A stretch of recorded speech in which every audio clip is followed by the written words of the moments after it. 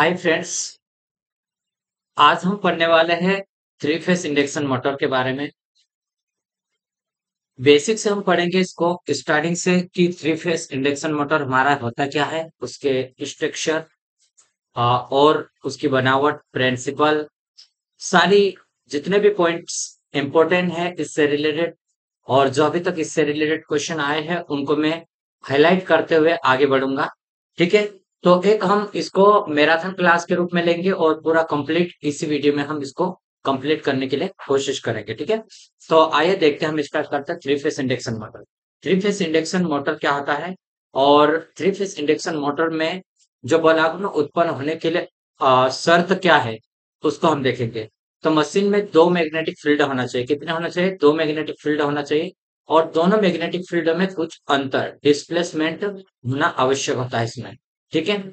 और दोनों चुंबकीय क्षेत्र जो मैग्नेटिक फील्ड है वो कैसे होना चाहिए? समान परिमाण होना चाहिए, मतलब सेम मैग्नीट्यूड उसका होना चाहिए। और दोनों मैग्नेटिक फील्ड एक दूसरे के रिस्पेक्ट में स्टेशनरी होना चाहिए। कैसा?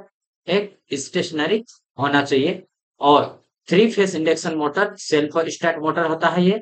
और क्या होता है ये मोटर?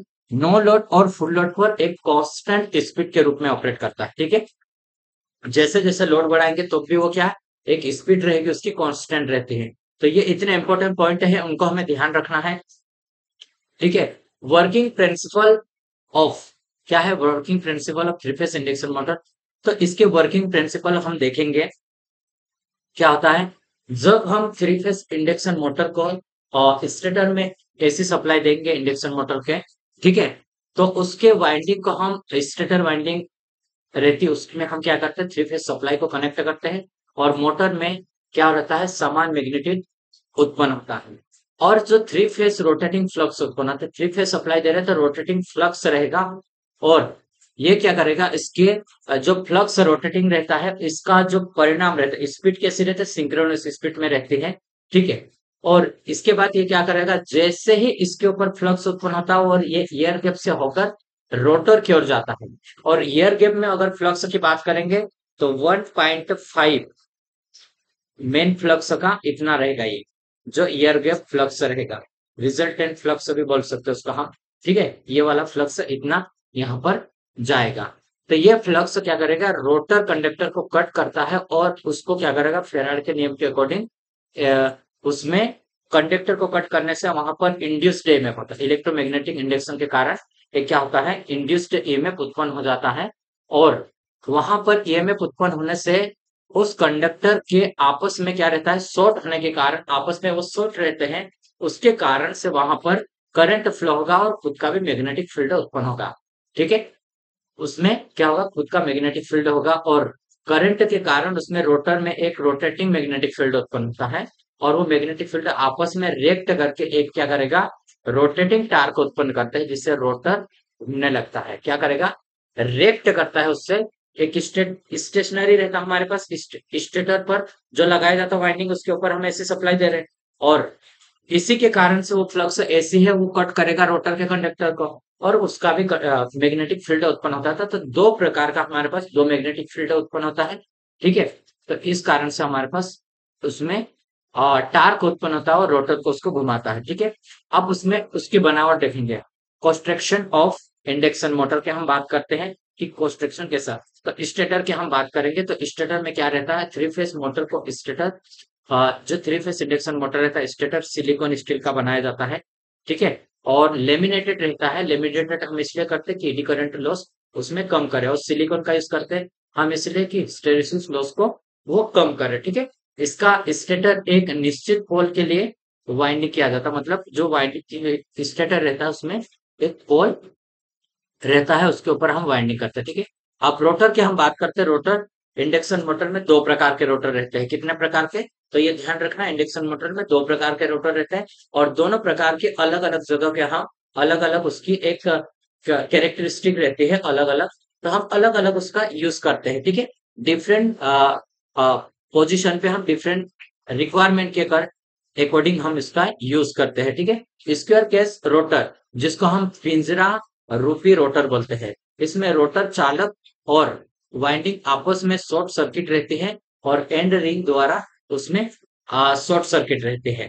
ठीक है। और स्लिप रिंग की अगर हम बात करेंगे तो इसमें वाइंडिंग को बाहर से हम क्या करते हैं, स्टेशनरी या फिर रेजिस्टेंस, बाहरी रेजिस्टेंस के द्वारा हम इसको शॉर्ट करते हैं। ठीक है। बाहर से रेजिस्टेंस हम इसलिए इसमें कनेक्शन करते हैं कि अगर हम रोटर का रेजिस्टेंस बढ़ाते हैं तो उसमें क्या रहता है, उसका टार्क बढ़ जाता है। ठीक है। तो इस कारण से हम ऐसे करते हैं। अब हम बात करेंगे रोटेटिंग फ्लक्स स्पीड और सिंक्रोनस स्पीड। तो सिंक्रोनस स्पीड की अगर हम बात करें तो ये हमारे पास N S is equal to में रहेगा हमारे पास 120 F/P होगा।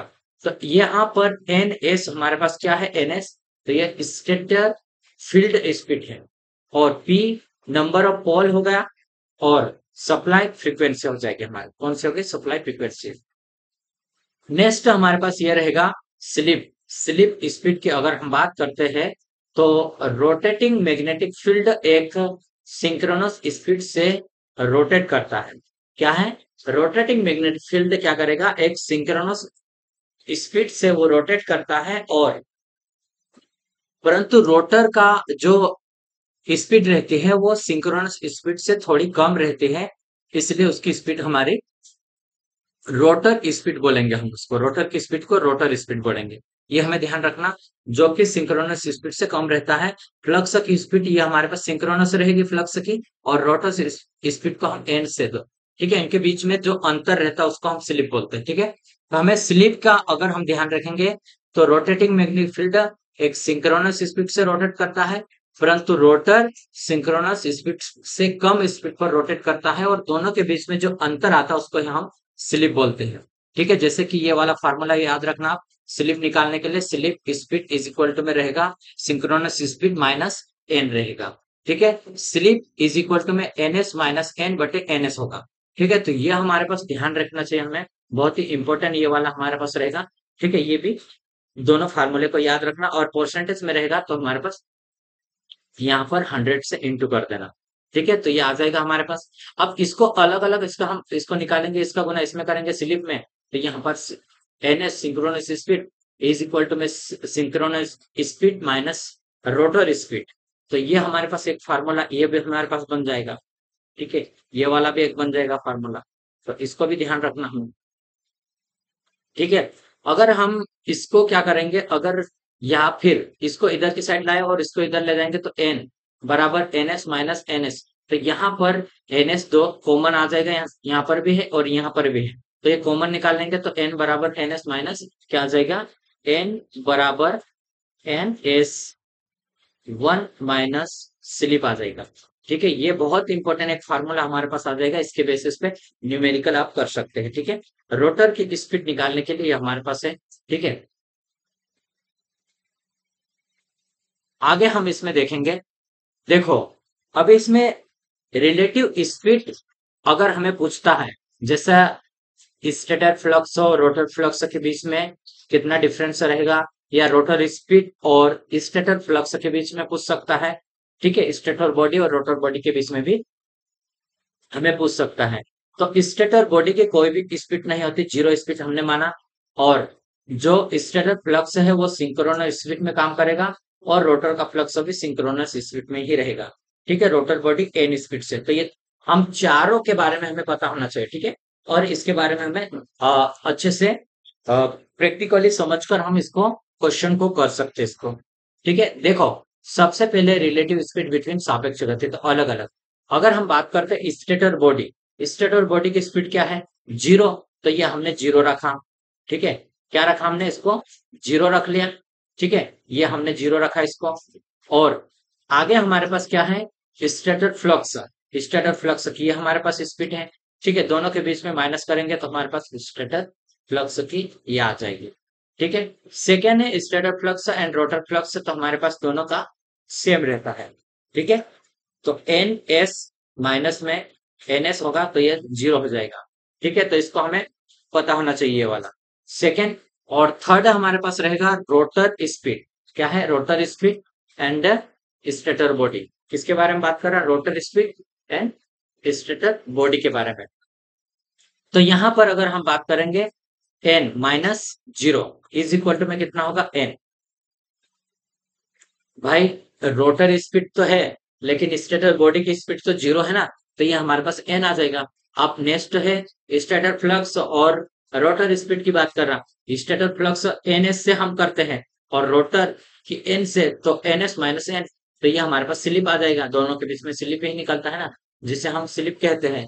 ठीक है, स्टेटर फ्लक्स और रोटर स्पीड के बीच में अगर निकालते हैं तो स्लिप। तो हमें ध्यान रखना एन एस क्या है, सिंक्रोनस स्पीड, और एन क्या है, रोटर स्पीड। ठीक है, अगला पॉइंट हम देखते हैं। देखो, रोटर फ्रीक्वेंसी की अगर हम बात करते हैं, रोटर फ्रीक्वेंसी, तो रोटर फ्रीक्वेंसी हमारे पास निकालेंगे तो फ्रीक्वेंसी तो एस होते हो स्लिप। तो रोटर की फ्रीक्वेंसी निकालने के लिए ध्यान रखना कि हमारे पास रहेगा रोटर फ्रीक्वेंसी बराबर एस, यानी कि स्लिप और फ्रीक्वेंसी। ठीक है, तो एस हमारे पास ये है, एन एस माइनस एन बटे 120। ठीक है, तो ये हमारे पास आ जाएगा। स्लिप भी निकाल सकते हैं, इसमें स्लिप निकाला, अलग से भी इसमें निकाला है उन्होंने। ठीक है, तो ये अलग अलग फार्मूला, ये वाला फार्मूला भी रहेगा सही, ये वाला भी रहेगा।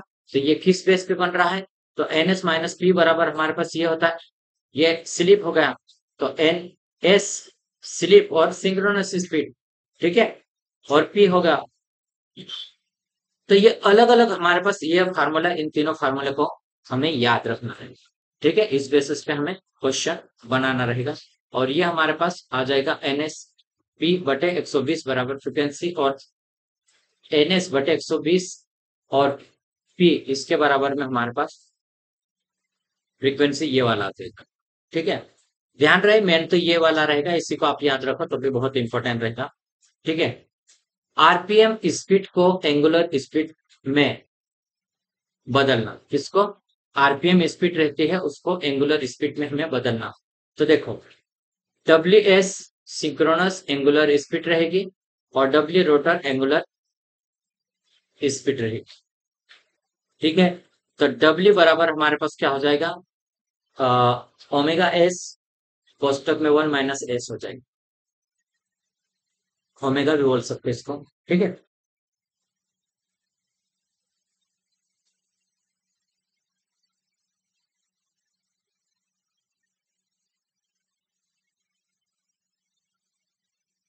रोटर एंगुलर स्पीड अगर हम निकालते हैं, रोटर एंगुलर, तो हम इस प्रकार से निकालेंगे इसको। डब्ल्यू बराबर होता है हमारे पास सिंक्रोनस एंगुलर स्पीड 1 - स्लिप। ठीक है, ये आएगा रेडियन पर सेकेंड में आता है। ठीक है, किसमें, रेडियन पर सेकेंड में आता है। और ओमेगा एस, तो ये हमारे पास हो जाएगा 2 पाई/60 इंटू, इसका मान अगर हम लिखते हैं तो एन एस, ये वाला, ये भी रेडियन पर सेकेंड, ये वाला भी रहेगा हमारे पास। ठीक है, इसको इधर लेगा और इसको, तो ये हमारे पास आ जाएगा। ठीक है, ये, तो इन तीनों को आप याद रखें तो बहुत ही अच्छा रहेगा कि अगर हम इजीली कर पाओ। ठीक है, थ्री फेस इंडक्शन मोटर का इक्विवेलेंट सर्किट अगर हम बात करते हैं, इक्विवेलेंट सर्किट निकालने के लिए, तो स्टेटर के लिए अगर हम सर्किट बनाएंगे, तो देखो यहाँ रेजिस्टेंस की बात हो रही, ये रेजिस्टेंस आ जाएगा। ये रेजिस्टेंस हमारे पास, हम रेजिस्टेंस को शो करें, रेजिस्टेंस R1, और जो वाइंडिंग रहती है, वाइंडिंग के कारण इंडक्टेंस रहेगा, तो वाइंडिंग को शो कर अपन यहाँ पे। ठीक है, ये वाइंडिंग हमारे पास है। ठीक है, इसका मान हम X1 रखा, और वाइंडिंग के बाद वाइंडिंग के अंदर हमारे पास फ्लक्स उत्पन्न होता है, तो फ्लक्स उत्पन्न करने के लिए उसका वाइंडिंग का रेजिस्टेंस रहेगा, जो फ्लक्स उत्पन्न करने के लिए, और ये हमारे पास रहेगा, ये फ्लक्स उत्पन्न करने के लिए, और ये हमारे पास रहेगा जो लॉसेस है उसको कंप्लीट करने के लिए, जो स्टेटर में कुछ ना कुछ लॉसेस होगा। तो जैसे सेम ट्रांसफार्मर का रहता है उसी प्रकार ये भी हमारे पास सर्किट बनेगा। ठीक है, और ये हमें मिलेगा रोटर पर इनपुट पावर मिल जाएगी। ठीक है, तो ये हमें पता होना चाहिए। जब रोटर रुका हुआ हो तो स्लिप का मान 1 होगा, और ये भी इंपॉर्टेंट है, जब रोटर कैसा होगा, स्थिर रहेगा, तो स्लिप का मान 1 होगा। ये हमें पता होना चाहिए। ठीक है, अब देखो, शॉर्ट सर्किट अगर हम इसको करते शॉर्ट सर्किट, तो जब रोटर किस कंडीशन में हम देख रहे हैं, रोटेटिंग करने लगता है, तब स्लिप क्या करेगा, इंक्लूज हो जाता है, मतलब जैसे वो रोटेट करेगा तो स्लिप हमारी इंक्लूड हो जाएगी। क्यों? क्योंकि ये हमारे पास सिंक्रोनस स्पीड और रोटर स्पीड ये दोनों आ जाएगी हमारे पास, तो इनके बीच में ये जो रहेगा वो स्लिप हो जाएगा हमारे पास। ठीक है, क्या होगा? स्लिप होगा। तो ऐसे हम इसको कर सकते हैं आगे। ठीक है, तो ये हमारे पास रहेगा R2 जेट वाला और एक्स, ये हमारे पास R2 जो रोटर का रेजिस्टेंस है ये ध्यान रहे, और एस X2 ये हमारे पास रोटर का इंडक्टेंस और जो स्लिप के साथ लगेगा। ठीक है, रोटर का। और जो हमारे पास रोटर पर वोल्टेज की बात करें तो ये एस स्लिप इंटू जो हमने स्टेटर से आउटपुट जो पावर मिला है वो हमें मिल रहा है, आउटपुट वोल्टेज। ठीक है, तो केवीएल अगर हम इसमें लगाते हैं तो ये निकालने के लिए हमारे पास इसमें क्या करेंगे, I2 और R2 का गुना कर देंगे तो यहाँ पर वोल्टेज आ जाएगा। ठीक है, वोल्टेज यहाँ पर आएगा। और यहाँ पर भी अगर हम बात करते हैं वी एक्स का, तो यहाँ पर भी आ जाएगा J I2 और SX2 आ जाएगा। तो ये भी हमारे पास रहना चाहिए। ठीक है, दोनों पक्षों में स्लिप से भाग देने पर अगर हम इसमें भी स्लिप से भाग देते हैं और इसमें भी स्लिप से भाग देते हैं तो ये हमारे पास स्लिप से स्लिप कट जाएगा। क्या करेगा, ये इससे इससे कट जाएगा। और उसके बाद हमारे पास ये स्लिप यहाँ पर ये वाला स्लिप से ये स्लिप कट जाएगी। ठीक है, तो अब उसके बाद हमारे पास ये रहेगा, क्या होगा, E2 बराबर हमारे पास I2 R2 बटे ये यहाँ पर तो कटा नहीं, ये स्लिप रहेगी इसके बटे में, और इसमें एस से कट गया। ठीक है, एस से एस, तो ये हमारा J I2 X2 रहेगा। ठीक है, तो ये हमारे पास रहेगा। और I2 इज इक्वल टू में E2 इज इक्वल टू में I2, और ये हमारे पास ये हो जाएगी। इसमें क्या हमें I कॉमन निकाला है, ये I और ये वाला I इसको हम कॉमन निकाले तो ये हमारे पास आ जाएगा। अब देखो ये एक हमारे पास इक्वेशन बन गया, हमें ध्यान रखना चाहिए ये इक्वेशन बना, और इससे डायरेक्ट हम आंसर भी निकाल सकते हैं। इक्विवेलेंट सर्किट की बात कर रहे हैं तो रेजिस्टेंस के लिए तो हमारे पास ये आ गया। ठीक है, R2 और ये हमारे पास X2, यानी कि रेजिस्टेंस में हम स्लिप से भाग दे रहे हैं लेकिन उसमें नहीं दे रहे। ठीक है, तो ये हमें ध्यान देना है। जब रोटर कुछ स्लिप से चल रहा तो बाहरी equivalent circuit three phase induction motor rotor side क्या करेगा, साइड में रहता है। जब रोटर कुछ स्पीड से चल रहा है तो इक्विवेलेंट सर्किट को हम क्या करेंगे, थ्री फेज इंडक्शन मोटर और रोटर साइड क्या करेगा, ये हमारे पास शो करेंगे। इसको भी दिखाएंगे, जैसे ये रोटर साइड हमारे पास है, रोटर का साइड ये, और ये स्टेटर वाला, ये स्टेटर वाला पार्ट आ जाएगा। और जो स्टेटर में हमारे पास ये है, ये तो हमारे पास आउटपुट मिलेगा हमें। ठीक है, जैसे हम इसमें सप्लाई देंगे, ये सप्लाई वोल्टेज स्टेटर में जो हमारे पास रेजिस्टेंस है इसके कारण भी यहाँ पे वोल्टेज ड्रॉप होगा स्टेटर में, ये हमें पता होना चाहिए। ठीक है, उसके बाद स्टेटर में क्या होगा भाई, स्टेटर में सबसे पहले वो फ्लक्स को प्रोड्यूस करेगा, और फ्लक्स प्रोड्यूस करने के साथ साथ में स्टेटर में भी वाइंडिंग है उसका रेजिस्टेंस रहेगा, तो खुद का भी वहां पे लॉस होगा, आयरन लॉस कॉपर लॉस होगा, तो ये लॉस के लिए जिम्मेदार है रहता है, जैसे ट्रांसफार्मर में हम देखते हैं। ठीक है, तो ये हमारे पास एक इक्विवेलेंट सर्किट इस तरह से बन जाएगी। आगे हम देखेंगे पावर फ्लो इक्विवेलेंट सर्किट के हिसाब से हम देखेंगे। तो स्टेटर में इनपुट पावर अगर हम देखेंगे तो जो स्टेटर में इनपुट पावर देंगे और स्टेटर में आयरन लॉस और कॉपर लॉस होगा जो कि हमारे पास R2 के कारण हो रहा। ठीक है, उसके बाद ईयर गैप में हमें पावर मिलेगा, कहां पर मिलेगा, ईयर गैप में पावर। और ईयर गैप में जो पावर है वही पावर रोटर पर इनपुट के रूप में आ जाएगा। ठीक है, रोटर पर आएगा और रोटर में भी आयरन लॉस और कॉपर लॉस होगा, ये वाला लॉस वहां पर होगा। उसके बाद रोटर क्या करेगा, वहां पर टार्क को प्रोड्यूस करेगा, उसका मैग्नेटिक फील्ड उत्पन्न करने के बाद वहां करंट बहेगा तो मैग्नेटिक फील्ड उत्पन्न होगा। उसके बाद वहां टार्क उत्पन्न होगा तो वो रोटेट करने लगेगा। ठीक है, और मैकेनिकल डेवलप्ड पावर रहेगा, तो मैकेनिकल डेवलप्ड पावर होने के बाद भी वो घुमाएगा तो उसमें भी कौन सा मैकेनिकल पावर लॉस होगा, जैसे विंडेज लॉस और फ्रिक्शन लॉस वहां पर होगा। उसके बाद हमें जो सॉफ्ट पे पावर मिलता है वो हमारे पास मेन पावर जो रहेगा वो सॉफ्ट पे पावर मिलेगा। ठीक है, इसको ध्यान रखिएगा। देखो IAITE के अनुसार स्टेटर में आयरन लॉस बहुत कम होता है, जिसके कारण हम वाटफुल कंपोनेंट W0 और वाटफुल रेजिस्टेंस को हटाकर नेग्लेक्ट कर देते हैं। ठीक है, इसको हम क्या करेंगे, नेग्लेक्ट, जिस कारण एक इक्विवेलेंट सर्किट बनेगी। किसको हम हटा रहे हैं, इसको हम हटा के देखो, आगे हम बता सकते। तो यहाँ पर इसको, ये वाला जो हमारे पास बनी थी ना इस प्रकार से, ठीक है, ये, और यहाँ का रेजिस्टेंस जो इस कारण से जो बनी थी इसको हमने हटा दिया है यहाँ पे, ठीक है। तो इसको हमें ध्यान रखना है कि क्या हटा है, तो ये वाला भाग हमारे यहाँ पे हट गया, ठीक है। अब इसलिए पावर फ्लो कैसा होगा हमें देखना है। स्टेटर इनपुट पावर, सबसे पहले हम स्टेटर पर सप्लाई दिए, उसके बाद स्टेटर में स्टेटर कॉपर लॉस होगा और आयरन लॉस दोनों हो जाएगा वहां पे, ठीक है। उसके बाद एयर गैप पावर हमें प्राप्त होगा और rotor input power air gap power ही रहेगा, रोटर को जो पावर मिलेगा वही, ठीक है। इसको हम पी जी से प्रदर्शित करते हैं, ठीक। उसके बाद रोटर के अंदर भी कॉपर लॉस होता है, ठीक है। कॉपर लॉस को पी आर सी हम रिप्रेजेंट करते हैं, ठीक है। रोटर में उसके बाद में मैकेनिकल पावर डेवलप होगा, तो ये mechanical power P M D से हम प्रोड्यूस करते इसको रिप्रेजेंट करेंगे, ठीक है। मैकेनिकल लॉसेस होगा और सॉफ्टवेयर में आगे देखो, इसके बाद ये वाला है ना यहाँ से आ रही है, ठीक है। इसको हमें ध्यान रखना, ये लॉसेस हो जाने के बाद ये सॉफ्टवेयर पे हमें पावर मिल जाएगी। तो यहाँ पर ध्यान रखना कि भाई देखो, जो हमारे पास एयर गैप पावर है, एयर गैप पावर बराबर हमारे पास ये आ जाएगी, ठीक है। आई का I2 का स्क्वायर एयर गैप पावर में, और R2 बाई एस, ठीक है। रोटर कॉपर लॉस और स्लिप डिपेंड नहीं करेगा, rotor rotor copper loss slip पर क्या करेगा, डिपेंडेंट नहीं करेगा, ये हमें ध्यान रखना, रोटर का कॉपर लॉस। और रोटर कॉपर लॉस हमें देखेंगे तो ये हमारे पास रोटर कॉपर लॉस का एक फार्मूला बन गया। इस फार्मूले को और ऊपर वाले फार्मूले को दोनों का आपको याद रखना बहुत इंपॉर्टेंट, ठीक है। इन दोनों को हमें याद रखना है। अब देखो, समीकरण में अगर हम दोनों को करते हैं, रोटर कॉपर लॉस बटे एयर गैप पावर, तो हमारे पास स्लिप आ जाएगा। कैसे आई स्लिप, ये हमें यहाँ पर देखते हैं। तो देखो, रोटर कॉपर लॉस बटे हम एयर गैप पावर कर रहे हैं, ठीक है।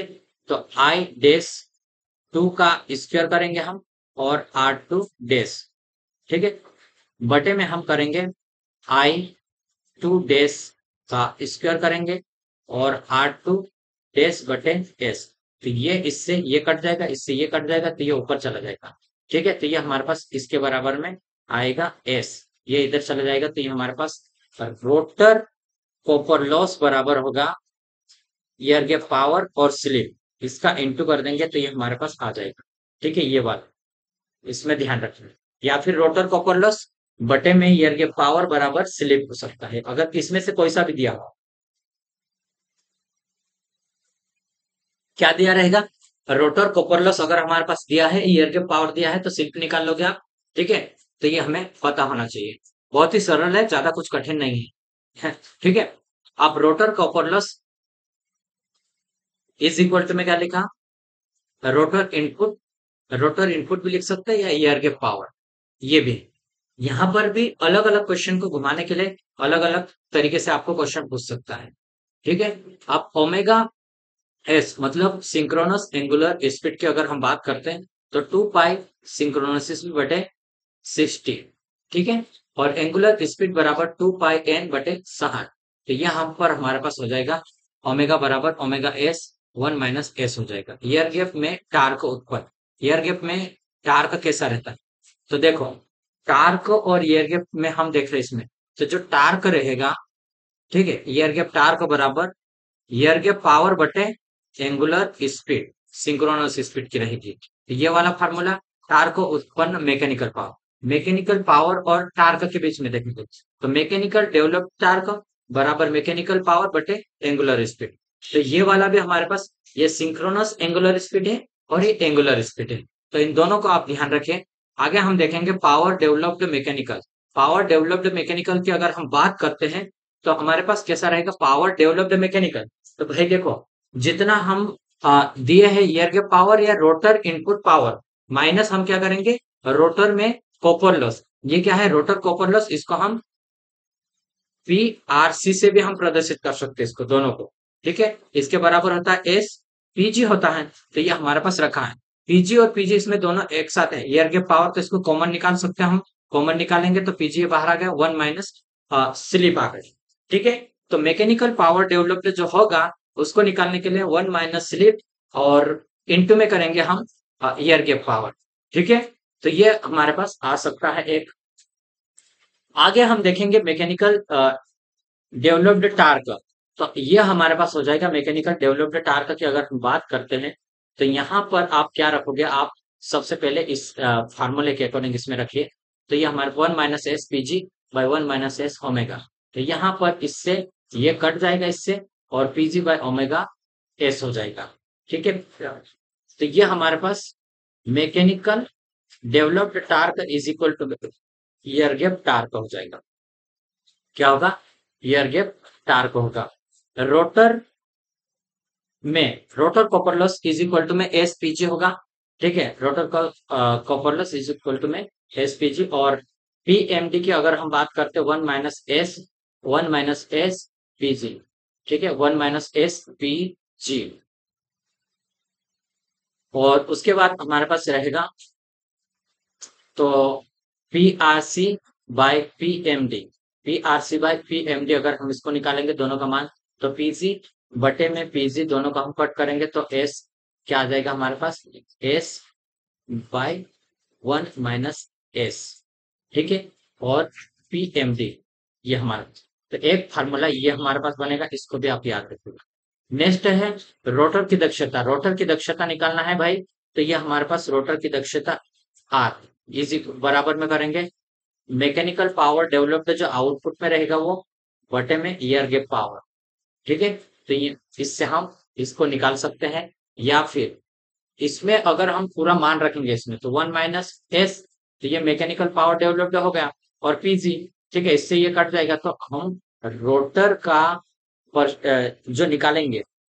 ठीक है, तो ये हम निकाल सकते हैं इसमें, किस तरह से निकाल सकते हैं, 1 - s से हम इसको निकाल सकते हैं। ठीक है, किससे, 1 - s से हम इसको निकाल सकेंगे, या फिर परसेंटेज में निकालना है तो 100 से इसको इंटू कर दीजिए आप। ठीक है, देखो अब ये हमारे पास इसके बेसिस पे न्यूमेरिकल है, उसको हम करेंगे अभी।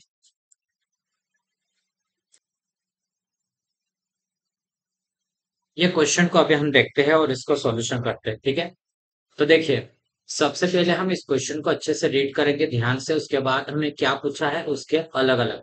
ठीक है, तो 3 फेज 6 पोल 50 हर्ट्ज इंडक्शन मोटर जिसमें स्लिप 1% है नो लोड पर, और फुल लोड पर स्लिप है 3%। तो ज्ञात करना हमें सिंक्रोनस स्पीड ज्ञात करना है, और नो लोड पर स्पीड हमें देखना है रोटर की, और फुल लोड पर स्पीड देखना है, और हाफ लोड पर स्पीड देखना है। तीनों ये स्पीड ही है टोटल। फिर रोटर ईएमएफ की आवृत्ति देखना है स्टडी स्टील में, और rotor frequency at full load. देखो सबसे पहले हमें सिंक्रोन, इसके लिए क्या आता है, एन एस बराबर होता है 120 F/P। तो सबसे पहले इसका हम मान रखेंगे इसमें, पहला सॉल्यूशन हम करेंगे इसमें, एन एस बराबर 120, फ्रीक्वेंसी 50 है, और फ्रीक्वेंसी कितने हैं, एफ बराबर हमारे पास 50 दिया है, और पी बराबर हमारे पास 6 दिया, तो इसमें मान रखा, और 6 से इसको काटा, 6 दूनी 12, तो 20 गुने 50 आ जाएगा। ठीक है, 2 जीरो से 2 जीरो, और 5 दूनी 10, तो ये हमारे पास 1000 आरपीएम पे हमारे पास सिंक्रोनस स्पीड पे काम कर रहे हैं। ठीक है, अगला क्वेश्चन, अगला हमारे पास ये रहेगा जो पूछा गया है, रोटर की स्पीड लेकिन नो लोड कंडीशन में। ठीक है, और ये हमारे पास स्पीड नो लोड पर इतनी है स्लिप, तो ये एन बराबर क्या होता है, एन एस 1 - स्लिप। ठीक है, तो स्लिप को हमने परसेंटेज 1% था। ठीक है, उसको हम परसेंटेज हटाएंगे तो 1/100 होगा, इसको काटेंगे तो 0.01 आ जाएगा। ठीक है, तो ये हमने मान रखा इसमें, और इसका तो 1000 का गुना इसमें करो तो 1000 का गुना अगर इसमें करेंगे या फिर माइनस करेंगे तो 0.99 आ रहा है। इसका गुना या फिर इसमें कर सकते हैं आप, या फिर इसका गुना इसमें कर लो आप। ठीक है, दोनों एक ही रहेगा। अगर हम इस तरह से भी कर सकते हैं कि भाई 1000 -2, तो ये 10 हो जाएगा, 10 माइनस करेंगे तो 990 होगा, या इसमें करेंगे, इसमें से 1 माइनस करेंगे 1 में से, तो 0.99 आ जाएगा, इसमें गुना करेंगे तो 990 आरपीएम आ जाएगा। ठीक है, तो ये वाला भी हमारे पास सही रहेगा। दोनों मेथड आप इधर से आपके जो भी आपको समझ में है उसके अकॉर्डिंग आप कर लीजिए। ठीक है, अगला है हमारे पास देखो N2 की बात करते हैं हम। N2 अगर हमें निकालना थे तो ये हमारे पास N2 निकालने के लिए क्या था कि इसकी स्लिप फुल लोड के ऊपर। ठीक है, तो स्लिप हमारे पास 9% थी, सॉरी 3%। 3% को अगर हम हटाते परसेंटेज में से तो ये आ जाएगा, और इसका हम भाग देंगे तो 0.03 में आएगा। ठीक है, तो इसका गुना इसमें करेंगे तो ये 97 आ जाएगा। 0.97, 97 गुने 1000 आ गया। ठीक है, इसका गुना ये तो 970 आरपीएम आ रहा है। कितना? 970 आरपीएम आएगा इसमें। ठीक है, आगे हम देखते हैं N3 इज इक्वल टू में NS 1 - ये हो जाएगा हमारे पास हाफ स्लिप पर। हाफ लोड पर स्लिप क्या होगी? आधी हो जाएगी, जो थी हमारे फुल लोड की वो। तो देखो ये कितने 0.03 है, तो ये 0.15 आ जाएगी। कितनी आ रही? 0.15 आ जाएगी हमारे पास। तो अभी देखो इसका अगर हम करेंगे तो यहाँ पर अगर 1000 तो 1000, और इसमें माइनस कर सकते हैं तो ये भी आ जाएगा हमारे पास। तो ये अलग अलग इस कंडीशन में रहेगा, इसमें गुना करना है और इसको निकालना है। ठीक है, अगला हमारे पास एक और है स्लिप निकालना। क्या निकालना है? स्लिप। तो स्लिप, रोटर की स्लिप निकालने के लिए फ्रीक्वेंसी इंटू स्लिप। तो स्लिप हमारे पास 1 है और फ्रीक्वेंसी 50 है, तो इसका गुना करेंगे तो स्टैटिक स्टिल की कंडीशन में तो फिक्स रहेगा। हमेशा याद रखना, स्टैटिक स्टिल की कंडीशन मतलब स्थिर रहता है। उस टाइम पे जो फ्रीक्वेंसी रहता है रोटर की, वो हमारी जितनी स्टेटल पर रहेगी वही रहेगी। ठीक है, क्यों? क्योंकि हमारे पास स्लिप का मान 1 रहता है। ठीक है, तो जैसे ही हम इस पे निकालेंगे फ्रीक्वेंसी 2 निकालेंगे और लोड के ऊपर, तो ये हमारे पास 0.03 ये स्लिप है और इसमें गुना करेंगे तो 1.5 फ्रीक्वेंसी आ गई, जो कि हर्ट्ज में है। इसमें हर्ट्ज में है। तो ये हमारे पास बहुत इंपॉर्टेंट एक था जो न्यूमेरिकल, और इसके बेसिस एक न्यूमेरिकल हमने करा, लेकिन बहुत सारे न्यूमेरिकल इसके द्वारा अपन कर सकते हैं। ठीक है, नेक्स्ट है एक 3 फेज प्रेरण मोटर 440 वोल्ट 50 हर्ट्ज 6 पोल में इनपुट रोटर और पावर कितने हैं? रोटर पावर 18 किलोवाट है, और रोटर में ईएमएफ 1000 रेवोल्यूशन 1 मिनट में है, तो ज्ञात करें आप। ठीक है, 1000 रेवोल्यूशन 1 मिनट में है, तो इसको ज्ञात करना है। तो रोटर की आपूर्ति की अगर हम बात करेंगे F बराबर R, ये हमारे पास रहेगा। ठीक है, रोटर में कॉपर लॉस की अगर हम बात करेंगे P बराबर R और C होगा। ठीक है, रोटर में कॉपर लॉस, तो ये निकालना है, फ्रीक्वेंसी निकालना है रोटर की, रोटर कॉपर लॉस निकालना है, और मैकेनिकल डेवलप्ड पावर पीएम निकालना है, रोटर की दक्षता निकालना है, और रोटर की स्पीड। ठीक है, सबसे पहले हमें ये ध्यान देना है कि भाई हमारे पास पोल दिया है 6 और जो एयर गैप पावर है 18। ठीक, रेवोल्यूशन पर मिनट में अगर हम देखें तो 100। ठीक है, रेवोल्यूशन पर मिनट। तो सबसे पहले रोटर की फ्रीक्वेंसी निकालने के लिए क्या होता है भाई? रोटर की फ्रीक्वेंसी क्या है? रेवोल्यूशन।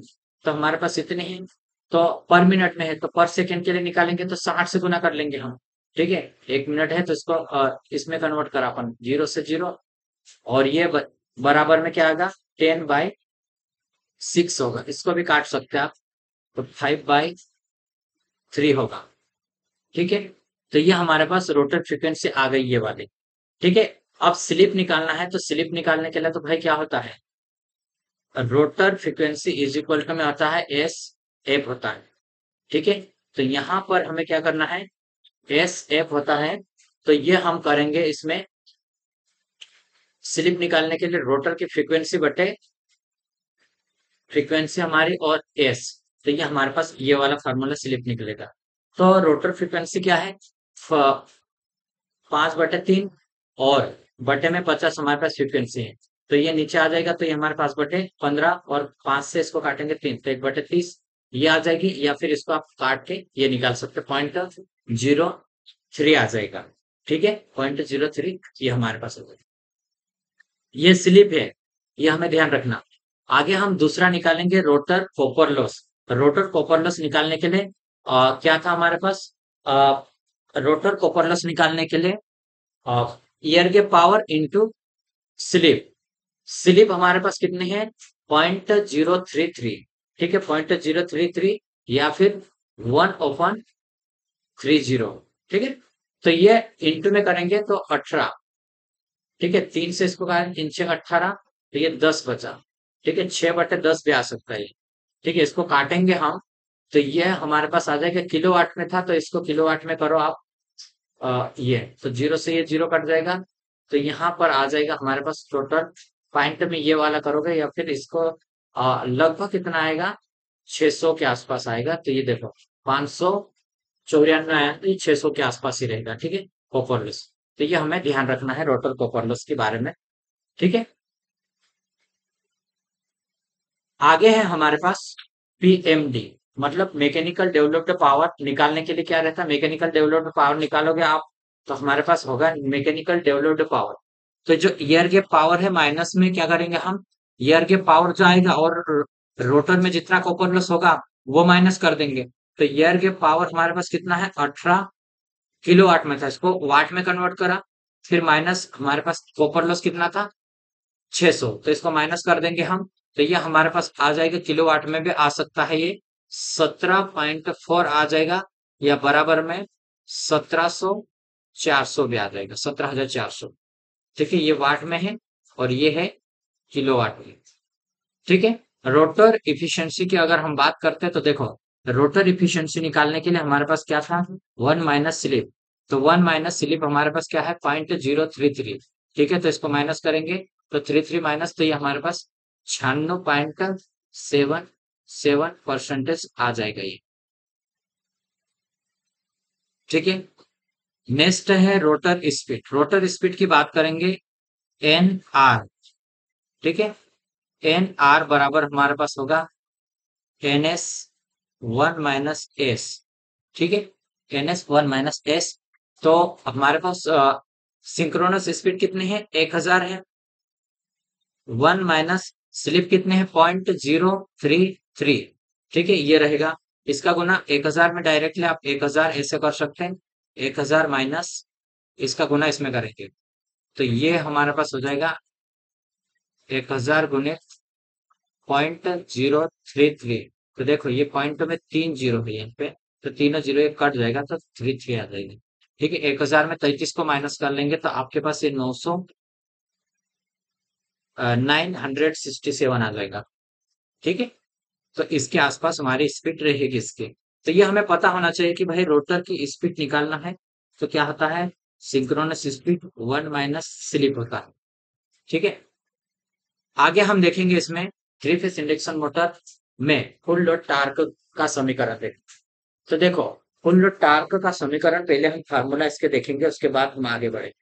ठीक है, तो रोटर में जो स्टेटर रेजिस्टेंस है ये हमारे पास, और स्टेटर इंडक्टेंस ये है। स्टेटर पर सप्लाई वोल्टेज दी हमने, और यहाँ पर रोटर पर यहाँ पे करंट आ जाएगा। ठीक है, I2, I2 ये हमारे पास है, उसके बाद ये हमारे पास X2, और ये हमारे पास हो जाएगा ये। ठीक है,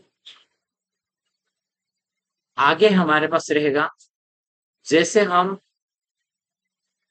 इसका यूज करेंगे करंट निकालने का, तो करंट कैसे निकालेंगे भाई इसमें, तो करंट निकालने के लिए क्या करेंगे, वीटीएस, थेवेनिन थ्योरम का यूज किया है इसमें, शॉर्ट सर्किट करा, वीटीएस माना इसको अपन ने, और जितना रेजिस्टेंस उसको ऐड कर दिया, आरटीएस ये वाला है आरटीएस, और एक्सटीएस।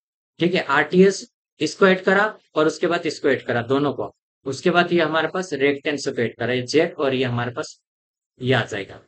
ठीक है, आगे हम जैसे ही बढ़ेंगे इसमें, तो मेरे भाई देखो, I2 निकालना है हमें वीटीएस, और इसका क्या करा हमने, होल स्क्वायर करा।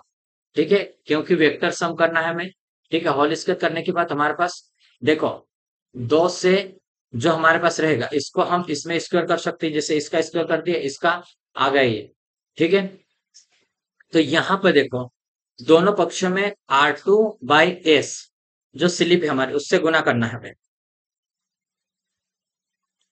दोनों पक्षों में कहाँ पे करोगे भाई, तो दोनों पक्षों में हमें यहाँ पे करना है, इस पे भी, इस पे करा हमने और इस पे भी करा, तो यहाँ पे हमारे पास ये निकल के आ जाएगा। फिर इसको अगर पूरा सॉल्यूशन करेंगे हम, मान रखेंगे, तो पीजी का मान हमारे पास आ जाएगा VTS2/RTS plus R2/S whole square करेंगे हम इसका, और XTS और X2 का होल स्क्वायर आएगा। ठीक है, तो इसको हमें ध्यान देना है।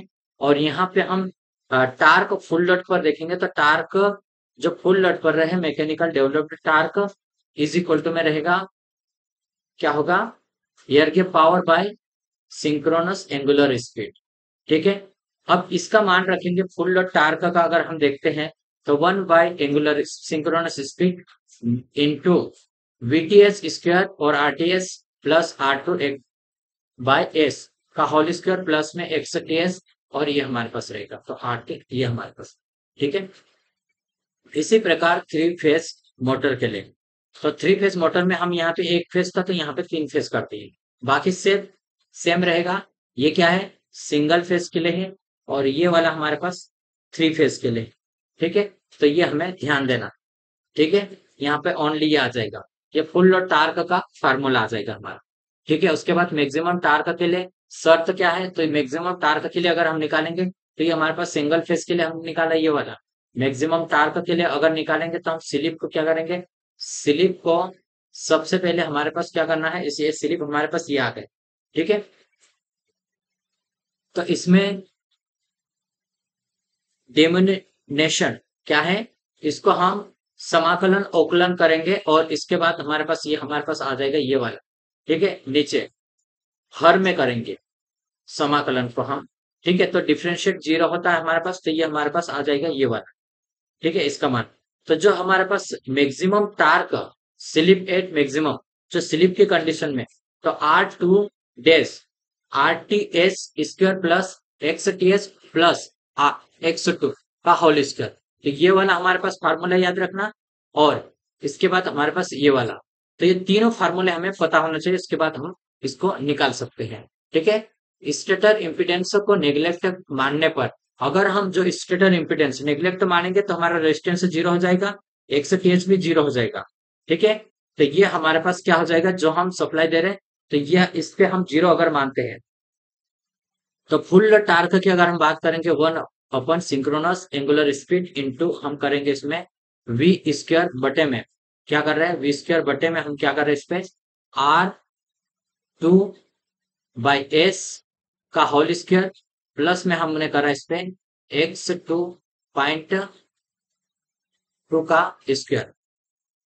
ठीक है, X2 का स्क्वायर और R2 का बाय एस, तो ये हमारे पास रहेगा। ठीक है, मैक्सिमम टार्क के लिए R2 और X2, R2 और X2 हमारे पास बराबर होना चाहिए मैक्सिमम टार्क के लिए, और स्लिप उस टाइम पे रहेगी, स्लिप बराबर R2 डैश बटे X2 डैश होगा। ठीक है, मैक्सिमम टार्क के लिए। तो ये हमें ध्यान रखना है, स्लिप टार्क अभिलक्षण, अगर स्लिप और टार्क के बीच में हम संबंध देखते हैं तो स्लिप जैसे जैसे कम होगी स्लिप, नॉर्मल ऑपरेशन के समय ये कम होती है। ठीक है, तो ये हमें पता होना चाहिए। Torque full load, torque full load के लिए ये हमारे पास फार्मूला है, इसके बेसिस पे हम निकालेंगे इसको। तो देखो, इस कंडीशन पर मोटर क्या करेगी, जल जाएगी, यहाँ पे ये देखना है। और इस मोटर मोड पर फॉरवर्ड रहेगी ये। ठीक है, तो देखो यहाँ पर हमारे पास स्पीड जीरो है, सिंक्रोनस स्पीड इस कंडीशन में, तो सिंक्रोनस स्पीड पर जो हमारे पास स्टार्टिंग टार्क है यहाँ पे जो मिलेगा ये वाला। ठीक है, जैसे हम आगे बढ़ेंगे यहाँ पे तो ये वाला हमारे पास रहेगा। ठीक है, स्लिप हमारे पास इस कंडीशन में जीरो रहे, वन रहेगी। ठीक है, और ये मैक्सिमम स्लिप की कंडीशन में ये हमारे पास रहेगा। ठीक है, और मैक्सिमम आगे बढ़ाएंगे हम तो ये रहेगा, और स्लिप अगर जीरो होती है तो ये हमारे पास यहाँ पे आ जाएगा, सिंक्रोनस स्पीड पे वो वर्क करेगा। ठीक है, तो इसको एक बार आपको मतलब थोड़ा सा इसको समझना पड़ेगा, हम रेस कोर्स पढ़ रहे तो इसका आगे बढ़ेंगे हम। क्रिटिकल रोटर रेजिस्टेंस क्या होगा, अगर हम बाहर से प्रतिरोध जिस प्रकार मोटर स्टेटस में ही मैक्सिमम टार्क प्राप्त कर लेते हैं उसमें क्या होगा, क्रिटिकल रहेगा। तो ठीक है, और ये वाला हमें ध्यान देना है, मैक्सिमम एस स्पीड रहेगा और मैक्सिमम टार्क पर ये हमारे पास स्लिप रहेगी, और ये स्पीड सिंक्रोनस स्पीड, तो मैक्सिमम स्पीड निकालेंगे तो मैक्सिमम टार्क पर स्लिप आएगी। ठीक है, और स्लिप वन यहाँ पे रहेगी, और दोनों अगर मैक्सिमम टार्क निकालने के लिए रोटर का रेजिस्टेंस और रोटर के रेजिस्टेंस बराबर होना चाहिए। ठीक है, स्टार्टिंग कंडीशन में मैक्सिमम टार्क प्राप्त करने के लिए दोनों ये हमारे पास बराबर होना चाहिए। ठीक है, तो स्टार्टिंग में x2 कांस्टेंट रहता है, तो ये हमारे पास x रहेगा 25f, और इसमें क्या होगा R2 को हम चेंज करके x के बराबर कर सकते हैं। जो रेजिस्टेंस रहेगा उसको चेंज करके हम x के बराबर कर सकते हैं उसको। ठीक है, और जब स्लिप निम्न हो तो मोटर क्या करेगी, चल रही है, मोटर की अवस्था में वो चलेगी, स्लिप निम्न रहेगी। तो यहाँ पर इसका मान ज्यादा रहेगी तो स्लिप कम रहेगी। ठीक है, मतलब कि जो हमारा रेजिस्टेंस है वो रिलेक्टेंस से ज्यादा रहना चाहिए। ठीक है, तो इस कंडीशन में फुल टार्क अगर देखेंगे तो डायरेक्ट स्लिप के समानुपाती में रहता हूँ। ठीक है, मोटर स्टार्ट हो रही तो मोटर स्टार्टिंग मोड में क्या करेगा, तो हमारे पास क्या है, स्टार्टिंग कंडीशन में रिलेक्टेंस से ज्यादा रहता है। ठीक है, ये कांस्टेंट अगर इतना पूरा रखेंगे तो इसमें, तो इसको भी हमें ध्यान देना है। टार्क स्लिप अभिलक्षण, तो नॉर्मल ऑपरेशन जोन में नॉर्मल ऑपरेट करेंगे तो डायरेक्टली प्रोपोर्शनल स्लिप के रहेगा जो टार्क हमारा, और स्टार्टिंग कंडीशन में क्या रहेगा, जो टार्क है वो स्लिप के इनवर्सली प्रोपोर्शनल है, और ब्रेकिंग कंडीशन में स्लिप एक से ज्यादा रहेगा। कितना, एक से ज्यादा रहेगा। तो ये तीनों कंडीशन हमें पता होना चाहिए इसकी। ठीक है, तीनों कंडीशन हमें ये पता होना चाहिए। अब हम ये न्यूमेरिकल अगले हम आगे करेंगे। ठीक है।